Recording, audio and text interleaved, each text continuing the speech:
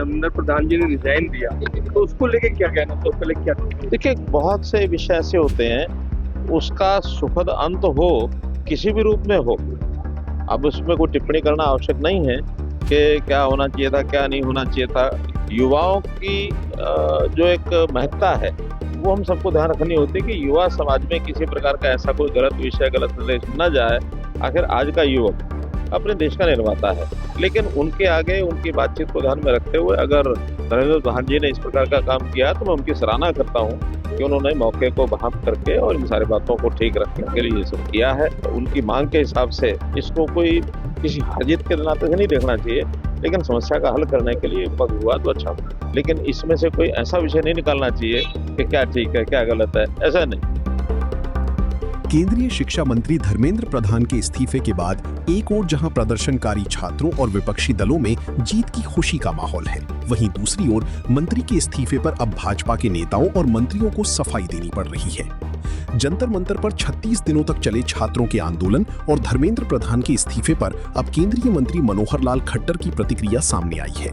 पानीपत में दिशा की मीटिंग लेने पहुंचे मनोहर लाल ने कहा कि युवा शक्ति देश का भविष्य है और उनकी भावनाओं का सम्मान होना चाहिए। उन्होंने कहा कि इस्तीफे के फैसले को सही गलत या फिर हार जीत से नहीं देखना चाहिए।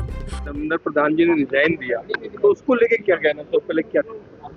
देखिए, बहुत से विषय ऐसे होते हैं, उसका सुखद अंत हो, किसी भी रूप में हो, अब उसमें कोई टिप्पणी करना आवश्यक नहीं है कि क्या होना चाहिए था, क्या नहीं होना चाहिए था। लेकिन युवाओं की जो एक महत्ता है, वो हम सबको ध्यान रखनी होती है कि युवा समाज में किसी प्रकार का ऐसा कोई गलत विषय, गलत संदेश न जाए।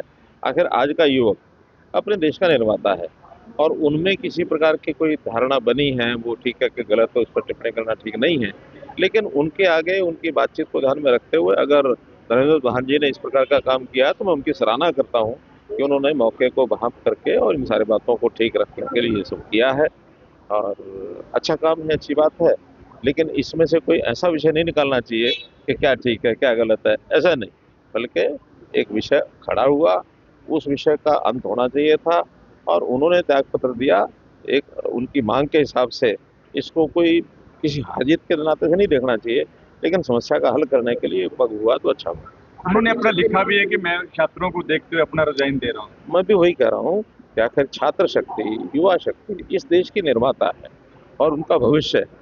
वो परेशान न रह करके अपने जीवन को, अपने करियर को आगे बढ़ाने के लिए अपनी पढ़ाई करें, अपना मेहनत करें और सफल जीवन जीने के लिए आगे बढ़ें, यही उसके पीछे का तर्क है। मनोहर लाल ने कहा कि धर्मेंद्र प्रधान के इस्तीफे को सकारात्मक कदम के रूप में देखा जाना चाहिए, क्योंकि यदि किसी निर्णय से विवाद का समाधान होता है तो उसमें गलत सही का विषय लाना ठीक नहीं है। बता दें कि नीट पेपर लीक के बाद छात्रों द्वारा लगातार शिक्षा मंत्री धर्मेंद्र प्रधान के इस्तीफे की मांग उठ रही थी, लेकिन सरकार ने मांग नहीं मानी तो छात्र आंदोलन पर उतर आए, जिसमें सोनम वांगचुक ने 26 दिनों तक अनशन किया और 36 दिनों तक ये आंदोलन चला। हालांकि आंदोलन के दौरान कई बार प्रदर्शनकारियों और सुरक्षा बलों में टकराव की स्थिति भी बनी, लेकिन बीते दिन सरकार ने छात्रों की सभी मांगे मान ली, जिसके बाद आंदोलन खत्म हो गया। पानीपत से सचिन शर्मा, पंजाब केसरी टीवी। हमसे जुड़े रहने के लिए हमारे YouTube चैनल को सब्सक्राइब करें और नई वीडियो की नोटिफिकेशन के लिए बेल आइकॉन को दबाएं। अगर आप ये वीडियो Facebook पर देख रहे हैं तो लाइक जरूर करें और ज्यादा से ज्यादा शेयर करें। धन्यवाद।